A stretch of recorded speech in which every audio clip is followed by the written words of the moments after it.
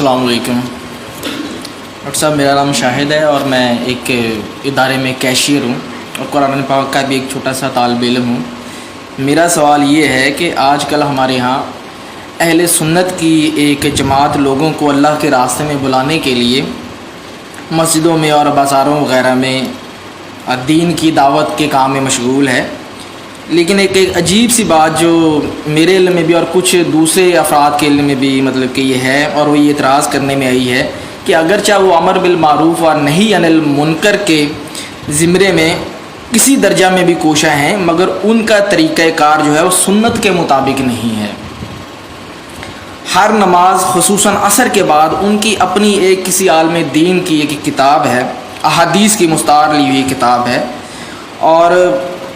رسول اللہ کے فرمان ہیں اس میں، مطلب کہ سارے کے سارے جو بھی مطلب کہ شامل ان کو پڑھتے اور پڑھاتے ہیں۔ لیکن اگر کوئی مسلمان امت بے شک نیت کی پاکیزگی میں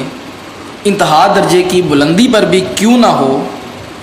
لیکن جو چیز قرآن کی قوت تسخیر میں شامل ہے اس کو کسی دوسری کتاب کے اندر رکھ کر اس کے ذریعے سے لوگوں کو قائل کرنے کی کوشش کی جائے، تو کیا یہ درست ہوگا؟ اور اس کے معاملے میں نے دیکھنے میں آیا ہے کہ کافی لوگ بھی واقعتاً یہ ہے کہ واقعی وہاں پر آ جاتے ہیں، لیکن چونکہ اس میں بنیادی فنڈامنٹلز جو ہیں ان کو ڈسکس نہیں کیا جاتا، سود وغیرہ کو ڈسکس نہیں کیا جاتا ہے، دین کی اقامت کے سلسلے میں اس کو ڈسکس نہیں کیا جاتا ہے، صرف یہ کہا جاتا ہے جی کہ آپ مطلب کہ نماز پڑھ لو، روزہ رکھ لو، زکوٰۃ دے دو جی، یعنی کہ سب اپنا کہہ لیں کہ وہ ایک نعرہ کہتے ہیں کہ کافروں کو مطلب کہ مسلمان کر لو تو نہ رہے گا کفر، تو مطلب کہ سبھی ٹھیک ہو جائیں خود بخود۔ تو اس کے ذریعے سے کیا یہ جو چیز ہے کسی دوسری کتاب کے اندر رکھ کر، آپ نے بہت بات لمبی کر دی ہے اور اس کو سمجھنا تو کیا یہ جائز ہوگا؟ کیونکہ تمہید بغیر اصل میں وہ بات جو سمجھانا چاہتا ہوں، کہنا چاہتا ہوں، وہ مطلب کہ پوری نہیں ہو پائے گی جو کہ دیکھنے میں مطلب کہ آ رہی۔ بس میرا یہی سوال ہے کہ کسی کتاب کے ذریعے سے جو کہ قرآن پاک میں خوبی ہیں وہ سمجھنا وہ جائز ہے کہ نہیں؟ تشریف رکھیں۔ دیکھیے، اصل میں اگرچہ آپ نے اس جماعت کا نام نہیں لیا، لیکن میں سمجھتا ہوں کہ سبھی سمجھ گئے ہیں کہ یہ آپ تبلیغی جماعت کے بارے میں بات کر رہے ہیں۔ تو ہمارا ایک مستقل اصول یہ ہے کہ ہم جماعتوں پر نام لے کر اور ان کی نفی کرنا، ان کی تردید کرنا، ان پر تنقید کرنا، یہ ہم عام طور پر پسند نہیں کرتے۔ ہمارا کام یہ ہے کہ ہم اپنی جو مثبت دعوت ہے جس انداز میں وہ پیش کرتے ہیں۔ البتہ آپ نے جو باتیں کہی ہیں اس میں کچھ تھوڑے مغالطے ہیں۔ فی نفس ہی حدیث کا مطالعہ یہ بھی کوئی بری بات تو نہیں ہے، وہ اگر ایک اعتبار سے آپ کو بری لگ رہی ہے تو وہ یہ کہ چونکہ قرآن کی طرف ان کی وہ توجہ نہیں ہے، تو ایک نیگیٹو اسپیکٹ کے حوالے سے، ورنہ احادیث کا جو ہے مطالعہ جو ہے اس کو بیان کرنا، سننا، پڑھنا، یہ اپنی جگہ خود اس کے اندر نورانیت ہے، اس میں بھلائی ہے، اس میں فائدہ ہے۔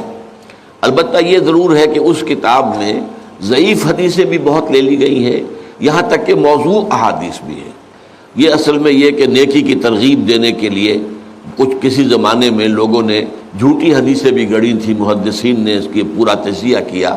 کہ لوگوں کو یہ بتایا جائے کہ اس چھوٹے سے کام میں اتنا بڑا ثواب ہے تو لوگ اس کو کرنے پہ آمادہ ہو جائیں گے، لہذا جھوٹی حدیث گھڑ دی۔ تو اس کتاب کے اندر اس میں خامی اصل میں یہ ہے، حدیث فی نفس ہی، اور حدیث اگر صحیح ہے اور مستند ہے تو وہ تو نورانی ہے ہمارے لیے۔ البتہ اس کا کرنا تو اپنی جگہ پر صحیح ہے، لیکن اگر وہ قرآن کی جگہ لے لیں تو یہ معاملہ غلط ہو جائے گا۔ تو یہ در حقیقت گر حفظ مراتب نہ کنی زندگی، سب سے پہلے قرآن ہونا چاہیے، اس کے بعد حدیث ہونی چاہیے۔ پہلی بات تو یہ ہے۔ دوسری بات یہ ہے کہ ان کے ہاں اصل میں وہ سارا زور جو آپ نے دیا ہے کہ جب سب ٹھیک ہو جائیں گے اسلام کا نظام آ جائے، یہ بات غلط ہے، اس کی ہم تردید کرتے ہیں کہ اگر صرف دعوت و تبلیغ سے اسلام قائم ہو سکتا تو حضور سے بڑا مبلغ اور داعی تو کوئی نہ ہوا ہے نہ ہوگا۔ جب حضور کو بھی اپنی دعوت کے بعد اور دعوت کے نتیجے میں جو آئے انہیں منظم کر کے جماعت بنا کر اور پھر باطل سے ٹکرایا نہیں حضور نے، اور پھر جنگوں کی نوبت نہیں آئی، اور جبکہ ان لوگوں کو بھی یقاتلون فی سبیل اللہ فیقتلون ویقتلون اس مرحلے سے نہیں گزرے، قتل کرتے بھی ہیں، قتل ہوتے بھی ہیں۔ غزوہ بدر میں 70 جو ہیں قرشی مارے گئے اور 14 صحابہ جو ہیں شہید ہوئے۔ غزوہ احد میں 70 جو ہیں صحابہ شہید ہو گئے۔ تو تو اس طریقے سے یہ تو ہوا ہے، لیکن اس کے بغیر اگر آپ سمجھیں اپنی جان دیے بغیر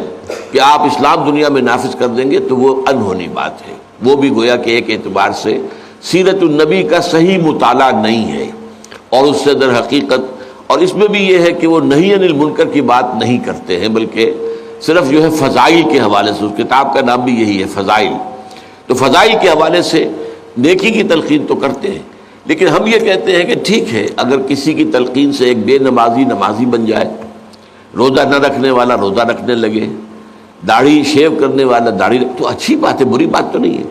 لیکن یہ ہے کہ اگر آپ دین کا پورا تصور پیش نہیں کریں گے تو پھر وہی ہے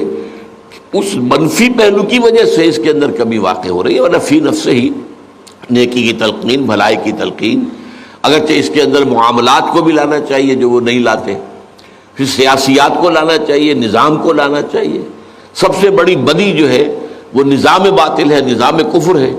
اس کی نفی ہونی چاہیے، اس کے خلاف جد و جہد ہونی چاہیے، تو یہ ہے وہ چیزیں کہ جو کچھ ان کے ہاں نہیں ہے،